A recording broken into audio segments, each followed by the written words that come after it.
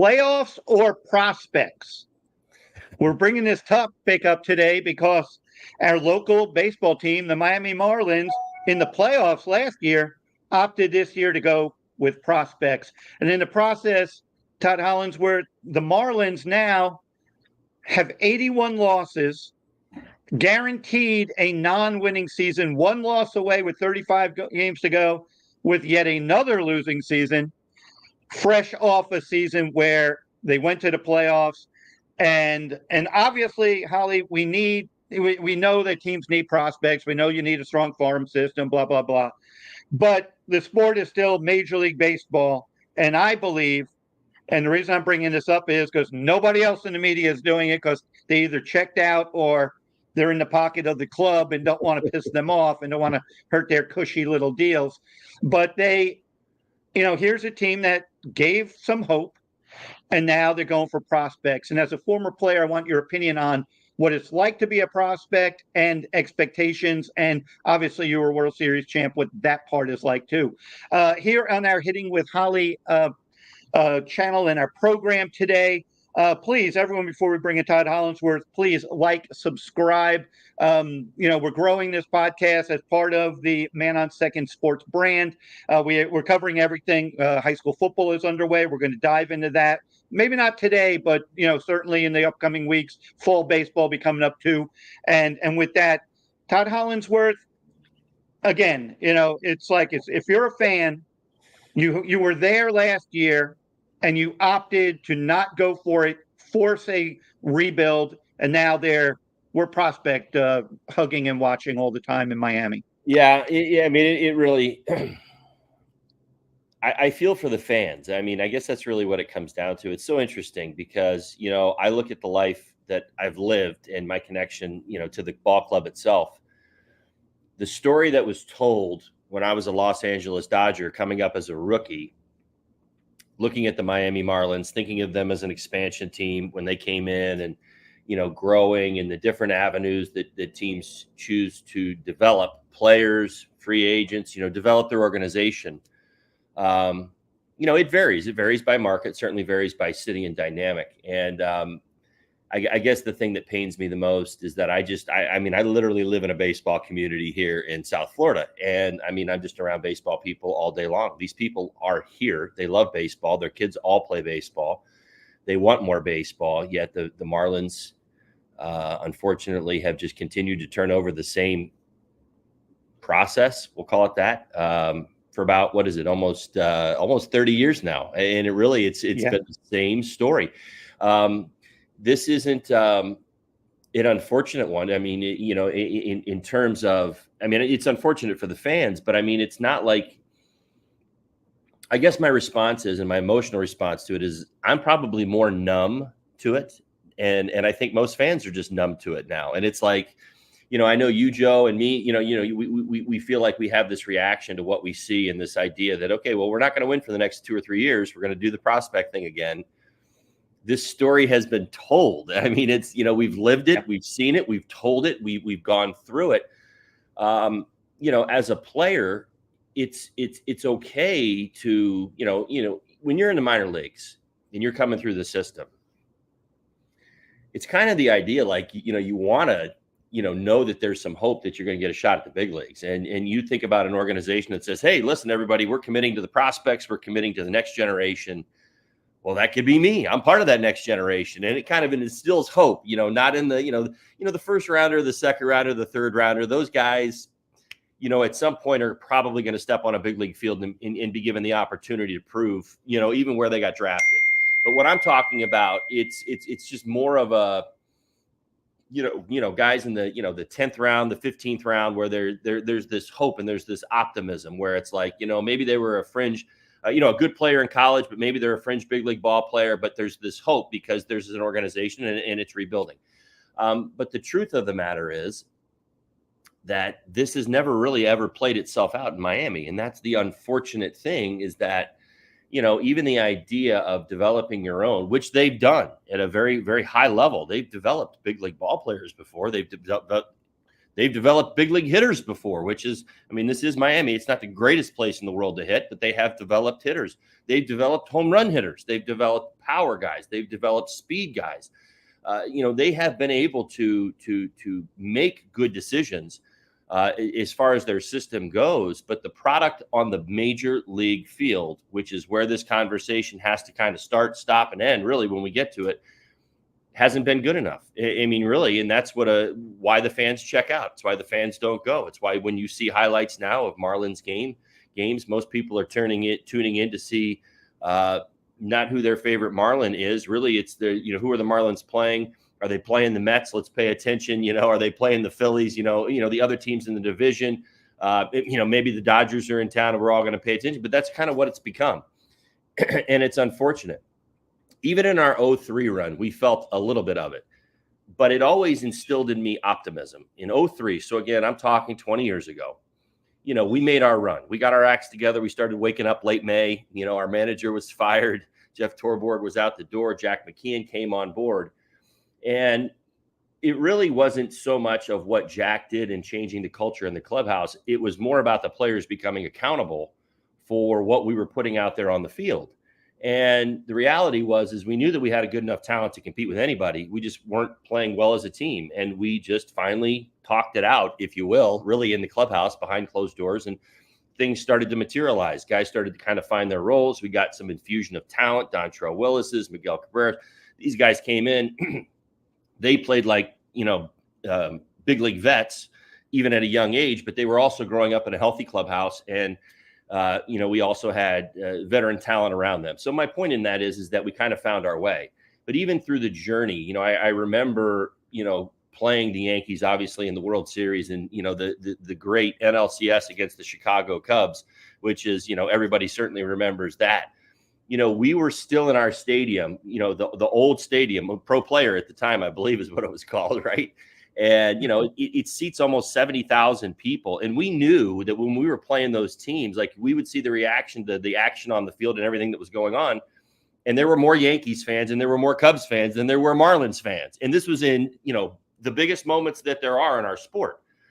But my optimism and my hope is that we were well represented. We certainly understood that. It wasn't, it was just maybe a little bit more than 50-50. And I guess that's my point, is that if the Marlins could actually find a direction and stick to it and put out something that people can buy into and believe, and we talked about this last week, Joe, it has to be a dynamic in which this is our roadmap and this is where we're going. To me, what the Marlins have been, it's all over the place. We've changed gears so many times that people are like, all right, you know what? I'm done. I'm checking out. Yeah. And well, I mean, the indication is, and I heard this because no one's really even reported this, how long Peter Bendix, the president of baseball, I think he's got a 5-year deal, which kind of, because someone told me I think he has 4 more years to go. And it kind of speaks to what I heard well before anybody back in spring training when I was sounding the alarms that, when they were shopping Jesus Luzardo, their projected and their eventual opening day starter before the season started, was the seeds were already being planted for a rebuild. And I was hearing not just 1 or 2, like 5, 6, 7 or more years of, that's why they are focusing on low A players. And the issue was their whole marketing plan was more in 24, skip Schumacher, the marketing thing for opening day. They're going for it again, even though they made no significant moves to upgrade the roster. They weren't upfront about it. And then they're like, oh, well, Joe, you're just being, how could they say the truth? Well, say what you want about Jeffrey Lurie and David Sampson, because I covered more rebuilds than anyone, maybe in the history of baseball, me and Clark Spencer, because there's no other team has had 6 rebuilds in 30 years. Right. So, and Clark and I did them. And still are part of more. And Clark's, retired now, and I'm still part of this new rebuild. So I probably have more rebuild history than anybody in the media.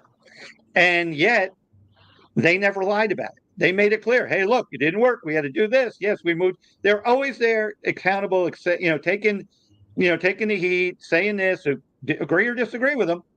They were there. They didn't deliberately tell a fib to their fan base had it been. But the point is, I get that why I start off with playoffs or prospects is the 03 team after the 02 season was a close to but didn't quite get to 500 team. They go out and they make the Pudge Rodriguez signing. Granted, a 1 year, $10 million, which was unheard of at that time, but that was a sign that they wanted to at least, with the young core of at the time young core with the Michael Lowells and Derek Lees and so forth, that they felt that they could be pretty good, and Right. that was without the expanded playoffs. This day and age, with the expanded playoffs, and I mean the Braves haven't been the Braves this year. The Mets have been there. They had a big win against San Diego last night, but they're 6 over for all their payroll. The Marlins could have given it a fighting chance. Right. And I'm going to bring this up because they just played Arizona. Arizona and Miami essentially had the same record last year. They think the Marlins played one less game because I think it's 83 wins, 84 wins for the Marlins, 83 for the Diamondbacks. Diamondbacks going as a 6th seed, the Marlins a 5th seed. Well, what happens? Diamondbacks catch lightning in a bottle. They catch fire. A lot of their young kids came of age. They already were pretty good. They just hadn't put it together. Go to the World Series. Marlins get bounced after 2 games with Philly. Decide to get rid of Kim Eng. Decide that they didn't have enough in their system, even though they had a core that fought very hard for manager Skip Schumacher. Yes, one free agent in Jorge Soler. We've talked about him. They let him walk, didn't make any effort to retain him. Made no effort to really sign anybody, even if you let him go of significance. But sold the narrative of infrastructure, prospects, getting the farm system strong, and essentially put themselves in a bad spot to lose a lot of games, which they did this year. Yes, they were without Sandy Alcantara. That was it, though. Well, the Diamondbacks, what did they do? They signed Eduardo Rodriguez to like $80 million, which hasn't been a great sign because he was hurt. Started of the year on the IL. And they brought back Gurriel, which was there Soler. Lourdes Gurriel signed him for like 60, 70 million. And added along the way, then signed Jordan Montgomery. Again, it wasn't a great free agent signing because his production hasn't been good, but World Series champ last year, and they went for it. Well, the Diamondbacks are playing in front of 40,000 fans because their fans know they went for it. The Marlins, nobody goes because they made no real effort, except for, their numerous Bark at the Park and Heritage Nights. They're the only things and like you say, tonight the Cubs are in town, so they'll hope that a few Cub fans show up. Okay, so what did these two teams do? One went for it the first half of the year. The Diamondbacks, Eduardo Rodriguez, starting pitcher on the IL. Merrill Kelly, starting pitcher, valuable pitcher for them on the IL. Zach Gallen on the IL. Jordan Montgomery on the IL. They had 4 starters on the IL. Well, what did the Marlin fans complain about? Well, Luzardo got hurt, Yuri got hurt, Braxton got hurt. We have 4 starters on the IL. We can't compete. Diamondbacks were like 4 or 5 under at the worst. Pitching started coming back. They added at the deadline. They just swept Miami. They're 16 over.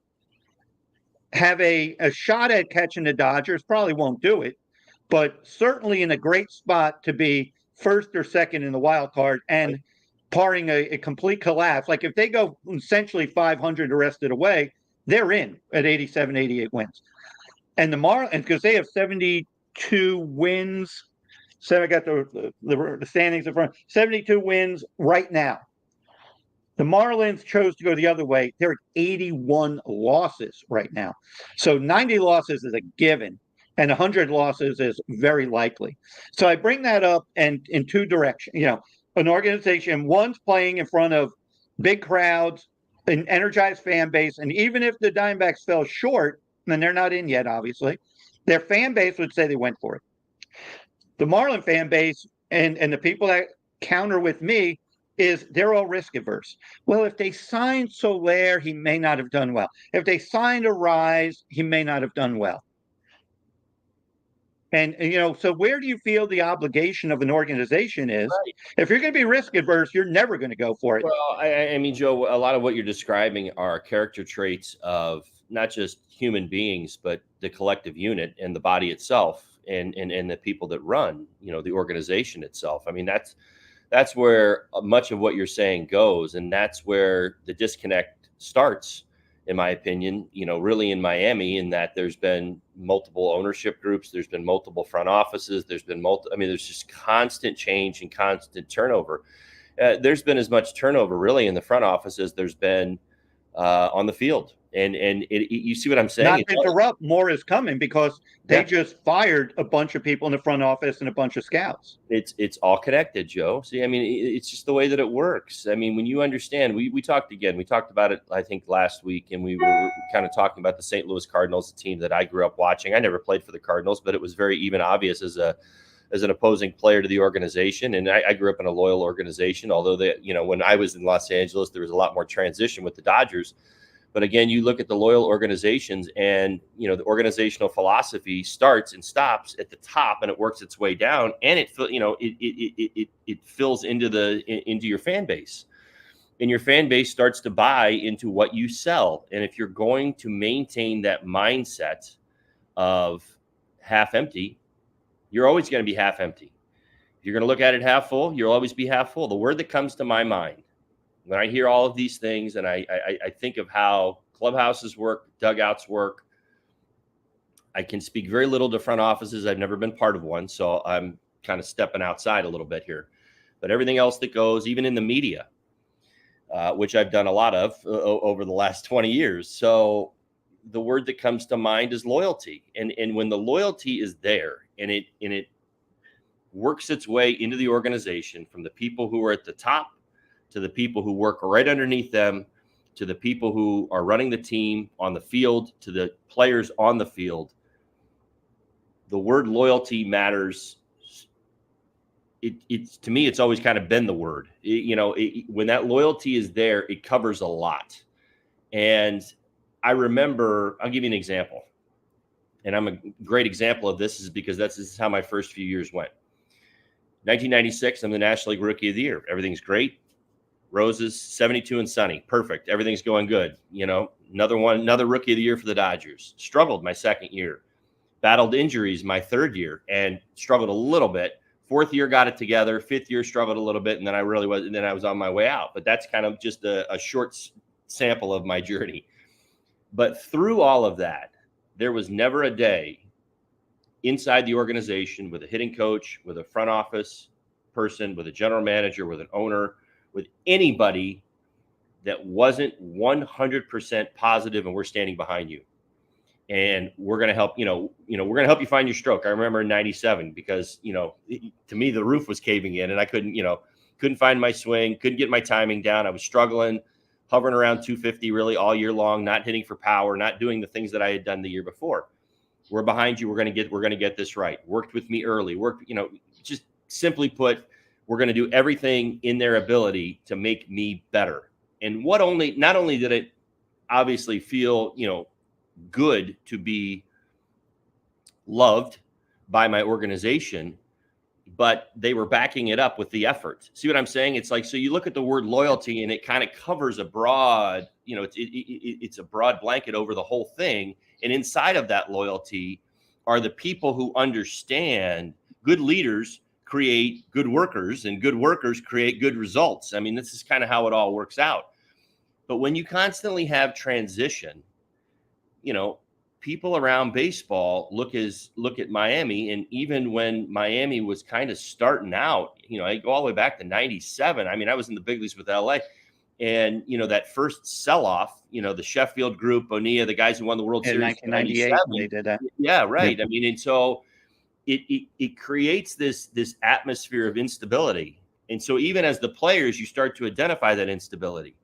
So you look at Miami as a place that I would go to if I had a bad year, and maybe they offered me I ended up coming to Miami in 2003 really because of, there was probably some collusion going on in baseball at the time. And I was coming off, I was injured in 2001, 2002. I had a solid season, but I couldn't find a job. And really the only team that was like, the Marlins were like, you're our guy, we're coming after you. The market had kind of backed up a little bit. But my point is that guys don't look at Miami as like the first place they want to go. They look at it. They look at it as it's a transitional organization. And if you have a transitional organization, and I'm saying it to you, knowing it as a player, you see the same behavior in the front office, because we just talked about all the change. That's transition that we're describing, the coming and going of all these players. What is a person who is a lifelong, Miami native to get behind? He doesn't even relate to any of this. He's lived his whole life in Miami and he wants to be a Marlins fan. He's lived here for 35 years. He was born and raised here, and all he sees is transition with his hometown team. How's he going to get behind that? Because it doesn't even make sense to him. You see what I'm saying? So when you start to identify these markers, these red flags that pop up, the players identify them as well. They don't necessarily want to talk about them publicly, but Miami has basically become a transitional organization, and that's just it. Nobody comes here to stay. Everybody comes here to make their situation better and then leave, hopefully, and get them to greener pastures. And that's the way they see it. And that's the unfortunate part of this. Until Miami decides for itself, this is who we are, this is what we want to be, this is how we're going to show our loyalty to our identity. They need an identity, they need loyalty, and they need to see it through. Sink or swim. At least if you would commit to it, people would start to understand what is going on and you wouldn't have so much chaos. Well, I think they are. I think they've made it, but what they're committing to is a data model brand. How do you know they're committing to it, Joe? Because I know we don't know, because he could fire, Bendix and could go another direction tomorrow. It's going to take years to find out. But I mean, it was like last year. I mean, it's like, you're right. To your point, you look at the playoff run, and as soon as you get to the playoff run, the news starts to sour. Kim Ng's out, right? So you're like, wait a minute. So how did we get here already? So I get what you're saying, but that's what any fan's going to say right back to you. Okay, well, they're committing to this truth. The process they're committing to, what I'm getting at, Holly, is based on the length of the Peter Bendix contract, right? Is he's going to try to put in a completely data model base based on turnover, though, because WAR is their number one criteria. They basically make so many of their decisions center around WAR, and the age 30 is the mark of, we don't want players over age 30. So, well, look at what they got. And I presented a scenario, and no one's told me I'm wrong yet. Peter Bendix probably sold to Bruce Sherman, the owner. Look, we do it this way, the Rays way. We will have, ideally, they don't want to draft high school kids. And I know I say that the year they drafted 2 high school kids in the first 2 rounds, but essentially let college develop the players. So we don't even need player development as much as say, we need good player development people. Well, they're not hiring them because no one's leaving LA as the number 2 guy to come here to be the number 1 guy. No one's going to do that. No one's going to leave, those places. So what have they done? You let the colleges develop you up until they draft you at age 21, 22. You basically, when you come into the system, you're almost AA ready. So you're not even being developed. You're getting reps. And let's say you're a hitter. We'll give you 400 ABs your first year, 400 ABs your next year. You got about 800 ABs, and you're ready for the big leagues. Okay, now you hit the big leagues at 23, 24. And now what happens? 3 years of control before 3 years of arbitration. And you're being traded before you hit free agency. Yeah. Or if we happen to be one of those years where we can sneak into the playoffs, we'll keep you and then let you walk and hope that, some magic happened that year. So you will never see a player sign. You basically said, unless maybe you get some stud and you can lock them up year 1 or 2, Arizona do with a Corbin Carroll, or, some of these other teams that do with their young guys. You could do that type of thing, but you're probably trading that player before the real money kicks in anyway. So your free agent signings are going to be guys on 1-year deals. The guy's a filler. You get this, guy for $5 million here, reliever. That's your relievers. And this is now your blueprint. And anyone else you get, you're trading for. There's no heart in that.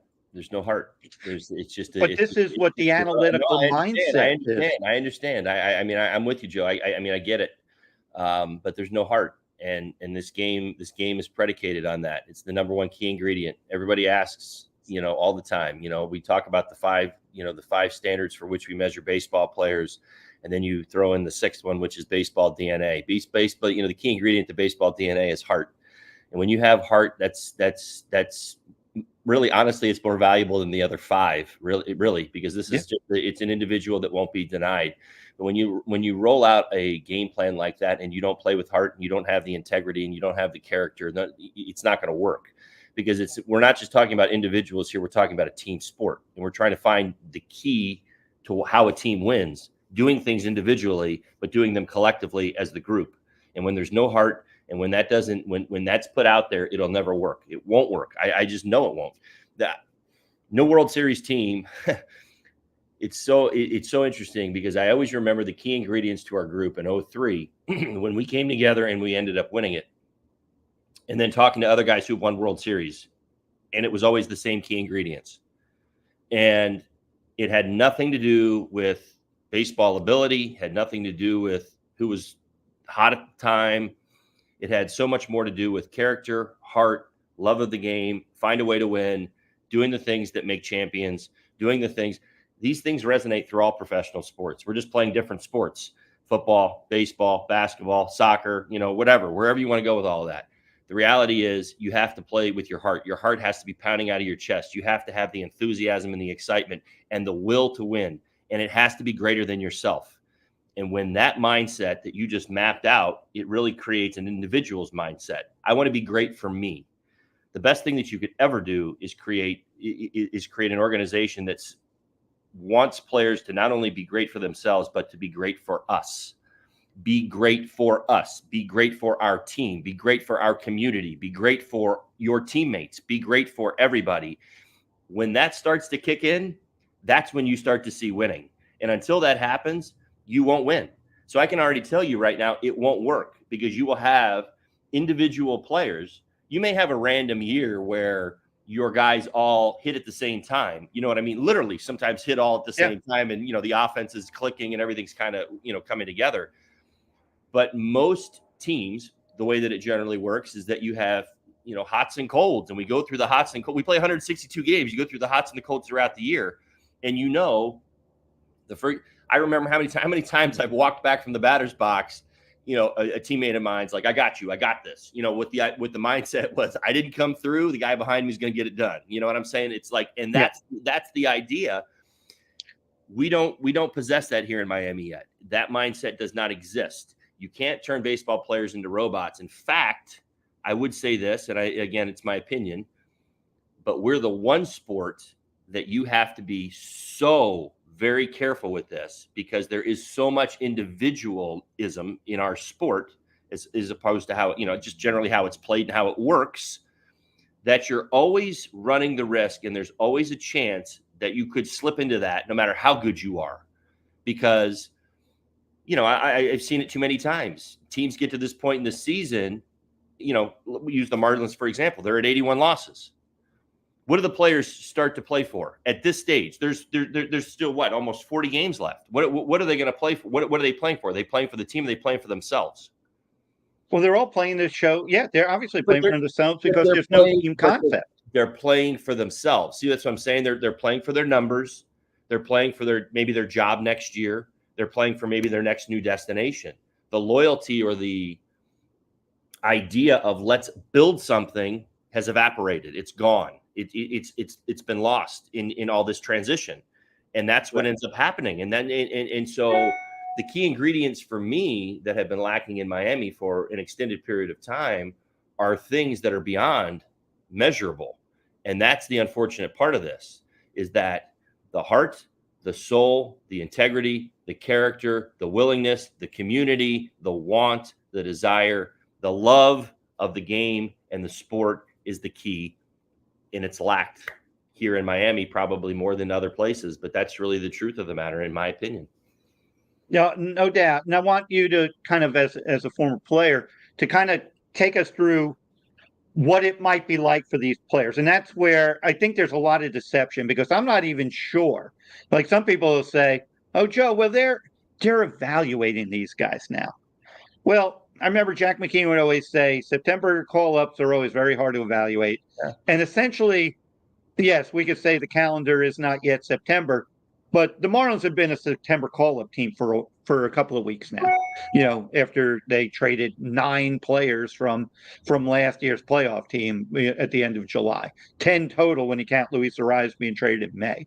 So 10 players who are part of a playoff team are all out of here. So you got players now in there.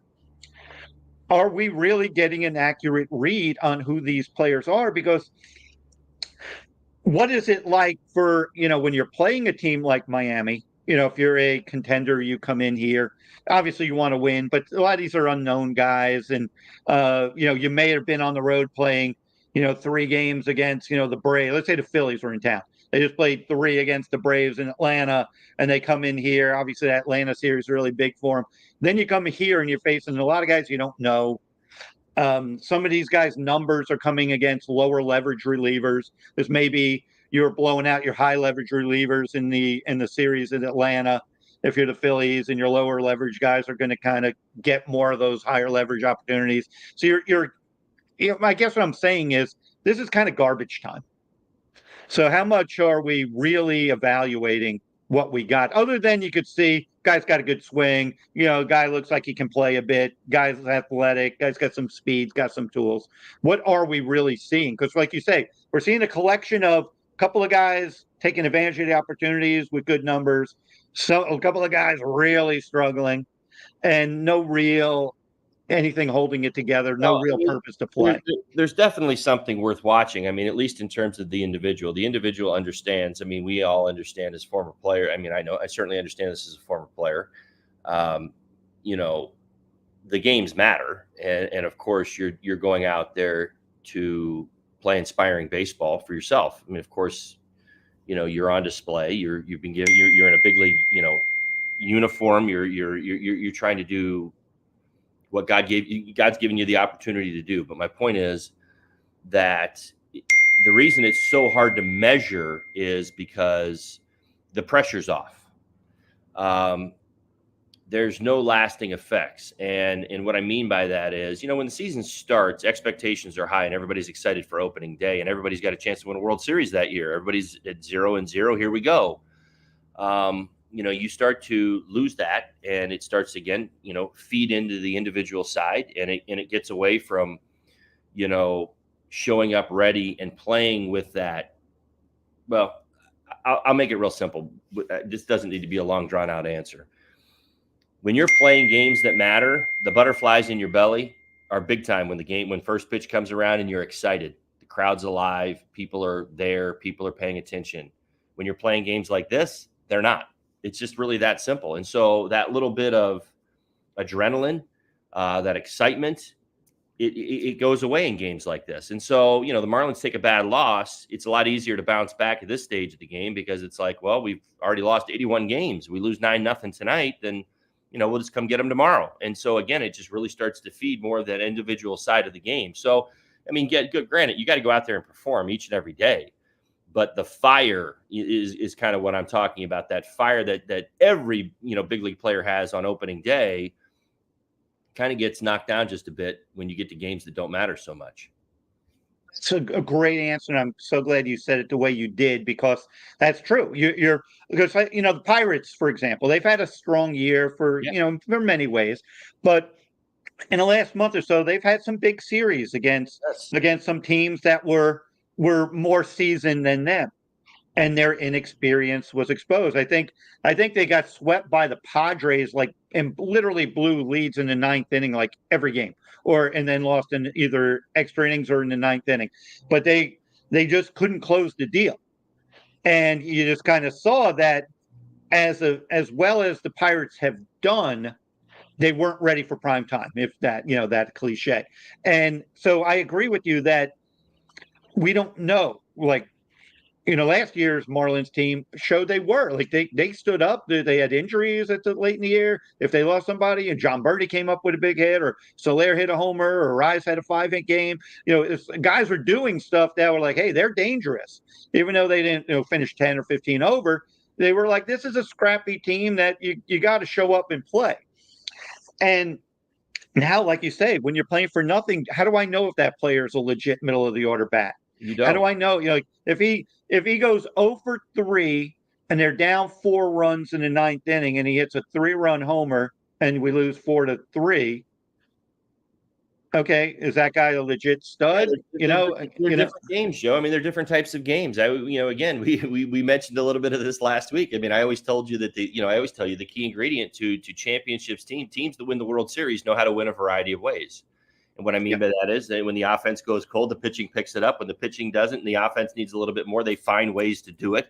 Sometimes you can add a little more base running. Sometimes the defense can be more on its game. All these things seem to work together. And when you get to the end of the narrative, the end of that story, you're looking at it and you're like, wow, isn't that interesting how everybody just kind of picked up the pieces when little things started to kind of pull at the team and pull it in a different direction. We were able to rebound, pick up a big win 1-0, whatever it is, you find a way to get it done. These games all fall into the same category. See what I'm saying? You're not playing different games. You're not playing games of, I remember multiple times early in my career, and so of course there were some years we were going to the playoffs, some years we were battling for the playoffs, and a couple of years we were out of the playoffs.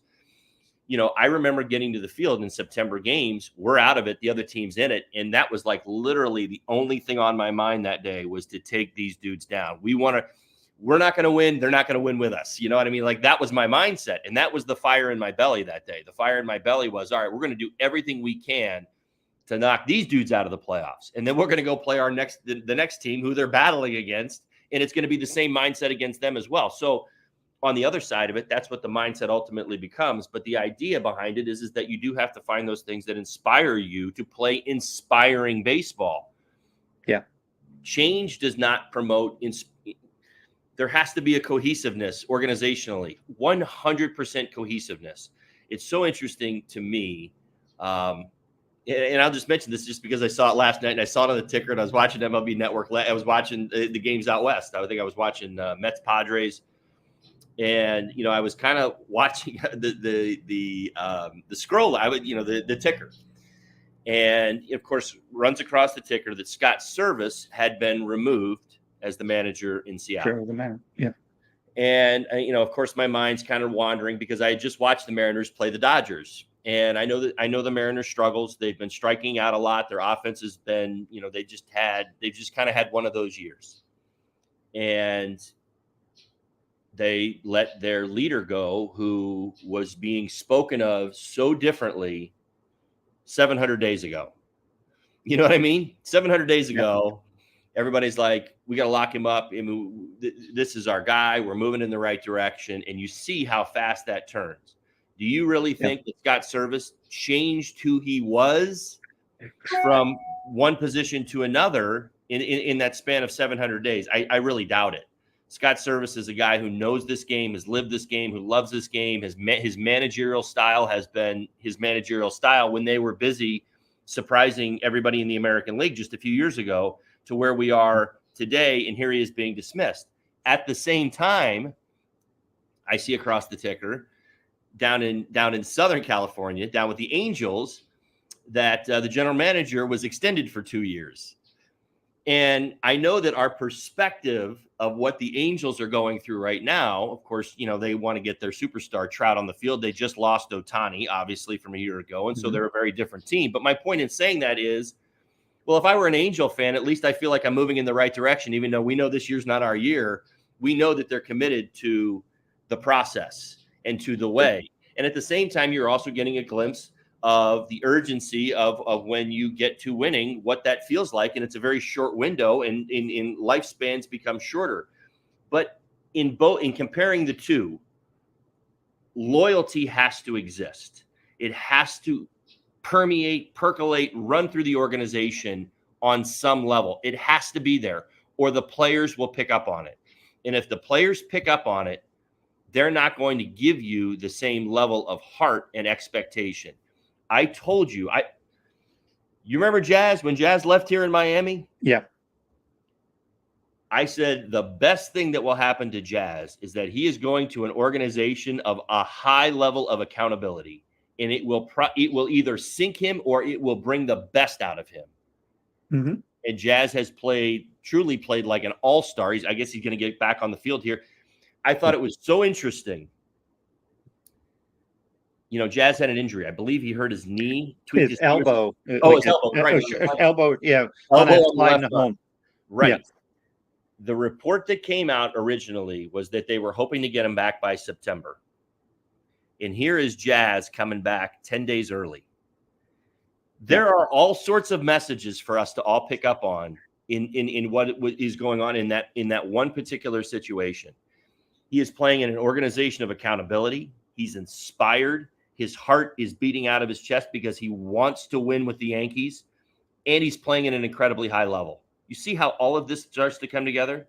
We very rarely saw the Jazz that we saw in the first, 14 games in New York with over 3 or 4 years here in Miami. Correct. See what I'm saying? I mean, the environment's different, Holly, obviously.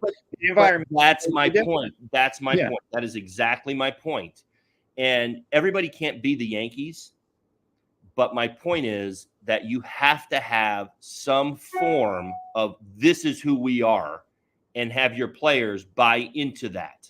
And if you're constantly changing it and you're constantly turning it over, the players will never buy into it. Yeah, a great point. This is a great topic. And again, I know we're hammering home on the Marlins. We are a South Florida-based site, so it's one of the reasons we're doing so. We have a lot of young people that watch this channel. We want to give them some inspiration as well. But I did want to and we're going to carry this close. We can't go more than 1 hour, but I want to carry it close to that and kind of shift gears because it's a timely topic in football starting. And Tom Brady, the GOAT, has spoken.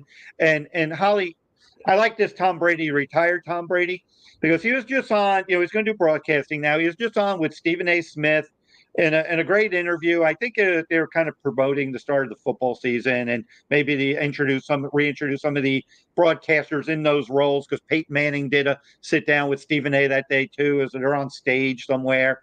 But I was watching the Brady thing, and what caught my mind is Brady used this term, and when Brady talks, his words have so much weight.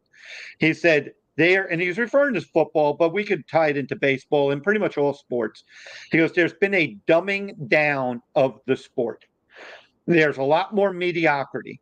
And when Tom Brady is saying this, and Tom Brady he gave a reason why, Holly. He goes, obviously college football is the feeder system for the NFL, it's their minor league, obviously.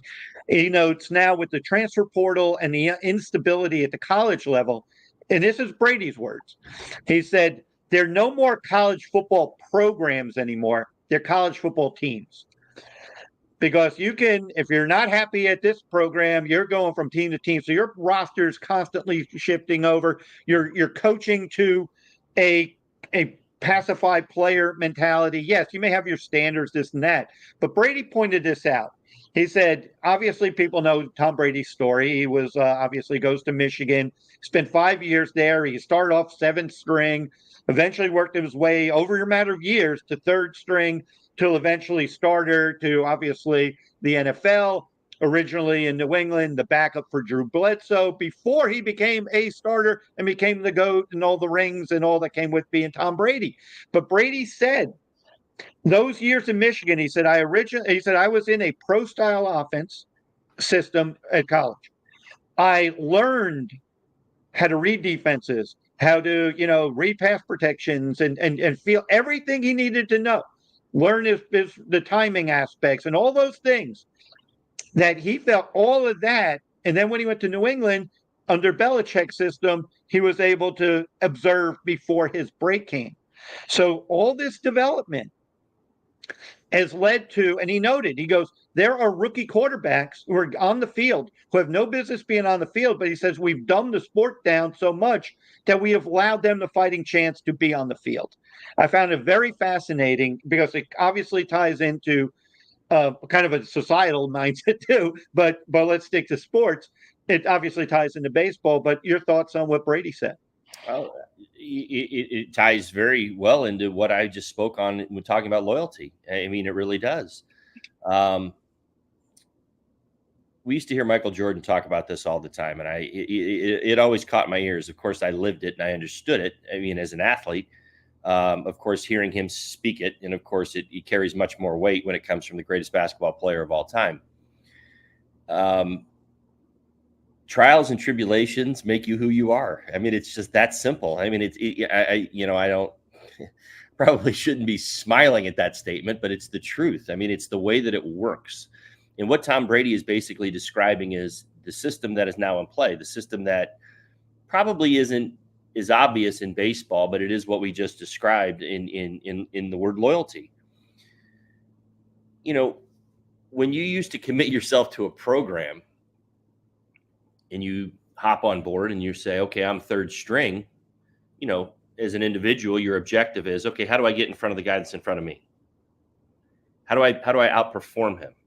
How do I know my playbook? How do I know my plays? How do I outperform the guys on the baseball field? This guy's got the starting job. I'm the backup. I want to be the starter. What do I have to do? That should be the fire in your belly. With all of the change that he just described, you talked about the portal. Kids don't have to have a fire in their belly anymore. You show up at a program, they don't treat you right, you leave. You know what I'm saying? And it's funny because we have misrepresented a lot of times not treating you right. You think by you not starting is them not treating you right. Sometimes coaches, you know, I thought this when Nick Saban left and he moved out, from Alabama, the first thing I kind of thought of was he identifies the change and sees this as something that he is going to have a hard time dealing with, because the type of human that he seems to me to be is somebody who inspires players to be the best form of themselves and gets every last drop of sweat, effort, and desire out of those guys. And that's from the guys who are behind the starters. And that's how you build a program, is that it constantly feeds itself, knowing that at some point my opportunity is going to come. I got to be ready for it. I don't know when it's going to come. It might be a year from now. It might be a year and a half from now. Dude might get hurt. My time to shine might come. But the way we operate now in baseball and football, it's just the way that it is. If you don't like it, move. And so we take out the desire to overcome. We've replaced overcoming with change. And change became the easy answer. It became the easy answer for travel baseball. It became the easy answer for organizations at the highest level in Major League Baseball. We'll just create change. We're not going to push through. It's so interesting to me when we see the redemptive stories play out in other organizations. We talk about it all the time. We just talked about Jazz. See what I'm saying? Mm-hmm. The talent, the ability was correctly identified. But the burning fire to get that out of him every day didn't exist. And it's not entirely on the player. It's also in his environment, because the players are byproducts of their environment. And what Tom is describing so perfectly is a system now that has become constant change. We're rewarding players much earlier. We know we knew this in baseball. We talk about it all the time. Some of the hardest things to do, I always remember guys talking about this. Guy would sign a long-term deal, 3-4 year deal with an organization. He'd earned it, right? You know, maybe he left his organization. But that first year was always so tough because there was always a deep breath at some point that winter. I did it. Yeah. I earned it. I made my money. But now I have to find the flame that has been driving me for the last 5 years that helped me get that contract. And that flame gets extinguished a little bit just because part of the ingredients, part of the I want to do this is the fact that you want to succeed financially and you want to have a good life and you want to provide for your family and all those other fun things. But when you lose a little bit of that, it will at times show itself, and a lot of times in baseball shows itself on the field. People will say, well, how come this guy is not the same guy before the contract? And I'll tell you, it's a very easy answer. And fans pick up on this stuff all the time. You'll hear a different answer in the media. Injury. that's all part of it, to some extent. But the reality is the fire has gone out. The burning desire to get yourself back on the field, the burning desire to go out there and justify the contract and to perform at that highest level has been put out just a little bit. Now, it's not everybody, and let me be clear. But what I'm saying is that there are enough patterns. And certainly we see Tom talking about it. I've seen it my whole life. I've experienced it myself. You sign a deal, you're either going to say to yourself, okay, I want to justify the deal, or I can get comfortable because I'm protected for the next 3 years. And people go in different directions. So what it comes back to is what kind of environment are you raising them in? And if you have an environment that you can raise them in that will inspire, encourage, promote, get players to give you their last drop of sweat willingly, you will build a winner. And that's an absolute fact. But if you get the opportunity to, practice is too hard, I'm out of here. It's never going to work. See what I'm saying? And that's what he's describing. It's never going to work because we've now gone to just change. You don't like it, move on. You've got as much of an ability. We didn't have that ability as athletes. When I was coming up, when I came up with the Los Angeles Dodgers, you were like, okay, I'm in the minor league system. And then I've got 6 years at the major league level before I had 1 ounce of any idea of freedom. And so what that does is like, well, you better be loyal to them because here's the deal. They hold the key to your future. That's all been changed. Yeah, and that's a great point to probably wrap this up. And one quick anecdote from me on that, Holly, was back in another life when I was covering the NFL for the Tampa Tribune, which doesn't even exist anymore. I was covering the Buccaneers, and Jerry Angelo, who you might remember that name, he ended up being the GM of the Chicago Bears the year they went to the Super Bowl and lost to Peyton Manning and the Colts. But Jerry was there, and one of the Buccaneers had a high draft pick, and they signed him, and he didn't really pan out. And I mentioned something about it. He goes, sometimes I think a $3 million signing bonus for like the top 5 pick was like the going rate back then. He goes, sometimes money kills incentive. Oh, so he noted that player never was the player because he did, it killed his incentive. He lives there, Joe. I mean, that's an absolute fact of life. That is one of the biggest hurdles that you see it in Major League Baseball all the time. One of the biggest hurdles that guys have to be truly self-motivated, self-inspired, and those are the guys that you want to rally around because they don't always show themselves in the form of your best player. But those guys are so valuable because their energy is at it's in such a place that it's contagious and the other players feel it and it brings the best out of them. Most places I played in baseball, honestly, truthfully, we had 1 or 2 of those, players. I hope that I was that to some people at some times. I mean, I know I probably wasn't always that, but at some point, because that's kind of really my personality, is I always just wanted to see everybody be great. But the idea was that those players have so much value and so much weight to your organization on the field. And they're not always your best players. And in most cases in Major League Baseball, they aren't your best players because the best player is busy making, $30 million a year. And, they're always doing their own thing.